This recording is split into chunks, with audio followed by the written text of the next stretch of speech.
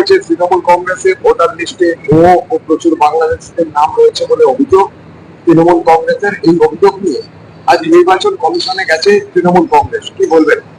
দেখুন, তৃণমূল কংগ্রেস পরিস্থিতিটাকে জটিল করতে চাইছে।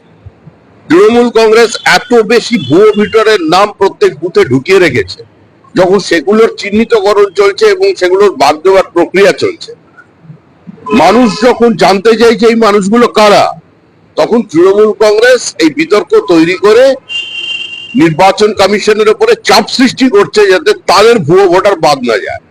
আর এছাড়াও লিঙ্গুইস্টিক মাইনরিটি, হিন্দি ভাষাভাষীদের বিরুদ্ধে গুজরাটি, পাঞ্জাবি, তেলেগু যারা এখানে আছেন, যারা চা বাগানের শ্রমিক আছেন, এবং বিশেষ করে হিন্দু উদ্বাস্তুদের নাম ভোটার লিস্ট থেকে বাদ দেওয়ার চক্রান্ত তৃণমূল কংগ্রেসের।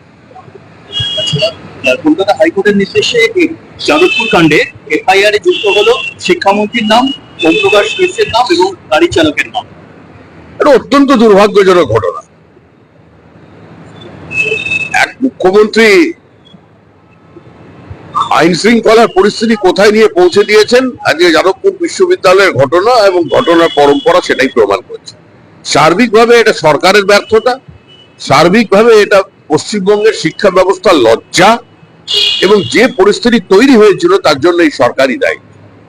যাদবপুর বিশ্ববিদ্যালয় আজও ধর্ণা অব্যাহত, অচলাবস্থা জারি রয়েছে। এসএফআই দাবি ছাত্র সংসদ নির্বাচন চায় তারা দ্রুত, কি বলবেন? পুরো নির্বাচন তো অনেকেই চাইছে।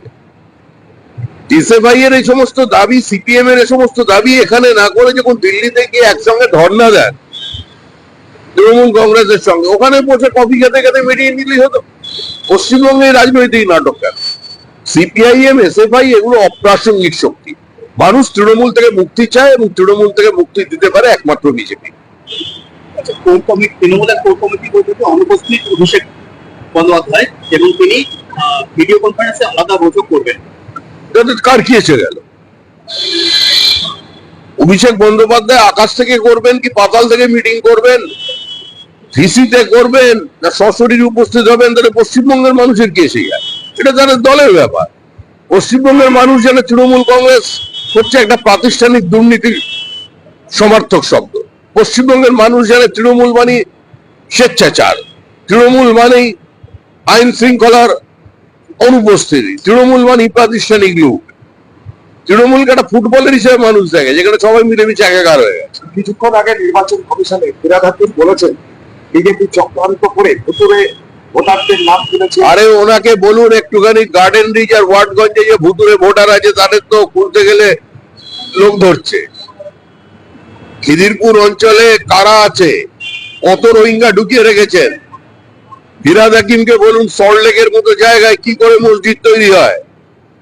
ফিরহাদ হাকিমকে বলুন যে সল্টলেক কমিশনারেটের পেছনে Saha institute of nuclear physics এর পাশে কিভাবে রোহিঙ্গা থাকে, ওনাকে এসব প্রশ্নের উত্তর দিতে বলুন। কমিশনারেটের পেছনে Saha institute of nuclear physics এর পাশে কিভাবে রোহিঙ্গা থাকে, ওনাকে এসব প্রশ্নের উত্তর দিতে বলুন। রাজ চক্রবর্তী তৃণমূল বিধায়ক বলেছেন যে আমরা 2 মিনিটে উত্তর হতে পারি যাদবপুর কাণ্ডে। ও সব ছেড়ে সবাই পশ্চিমবঙ্গ যা যে বলবে।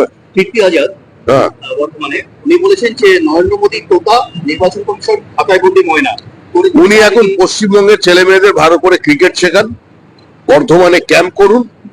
উনি ভালো ক্রিকেটার, যেটা পারেন সেটা করুন, এসবের মধ্যে ঢুকবেন না। ওনার একটা পারিবারিক ঐতিহ্য আছে, অনেকদিন আমাদের সঙ্গে ছিলেন, ওনাকে আমি চিনি, ভালো মানুষ।